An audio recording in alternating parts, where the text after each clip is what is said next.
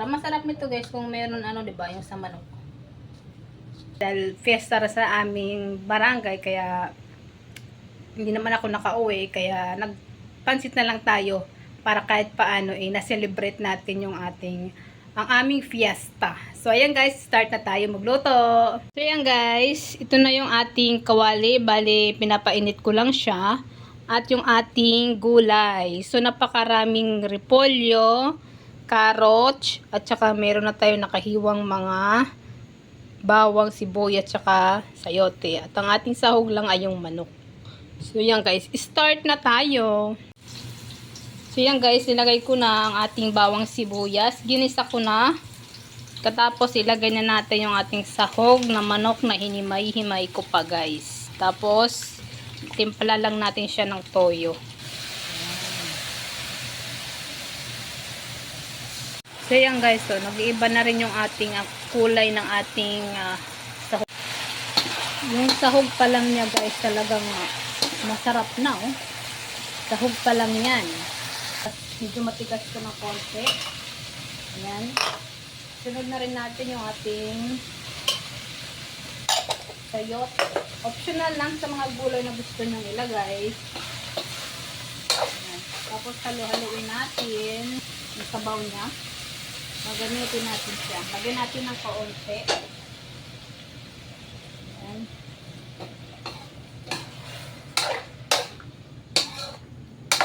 Ayan. Tapos maya-maya yung ating repolyo. Ilagay na rin natin yung ating repolyo. Sita na. Ako kasi medyo marami-rami akong maglagay ng gulay. Mapaglalagyan.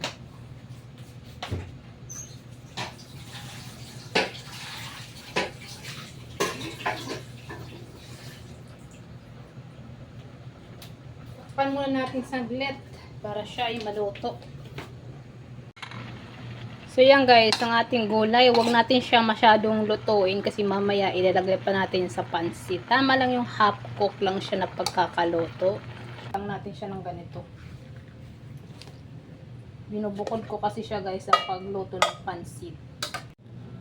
So yan guys, may sobra siya no, na kunting gulay. Tsaka yung sauce niya, dadagdagan natin ng ating sabaw. Siya kumulo ulit. Takpan ko siya guys para mas madali. Yan. Kumukulo na. Yan o.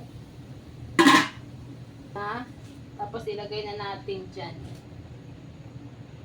Ihon. So parang kulang pa ng ano no, yung parang maputla pa ng konti. Dagdagan ko ng ano, toyo. Yan. Ilagay na natin yung ating pandagdag na pansit canton.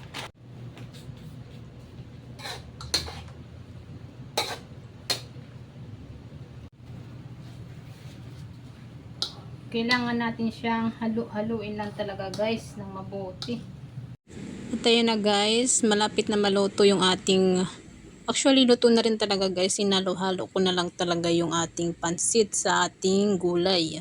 So yan guys, napakabilis lang naman talaga magluto nitong ating pansit bihon na meron canton. Ayan. Yung magluto ng ating pansit at talagang napakarami ng ating ginawa ngayong pansit. So yan guys. Maraming salamat sa panonood and God bless you. Kung nagustuhan niyo po guys, pag-follow naman and share nito.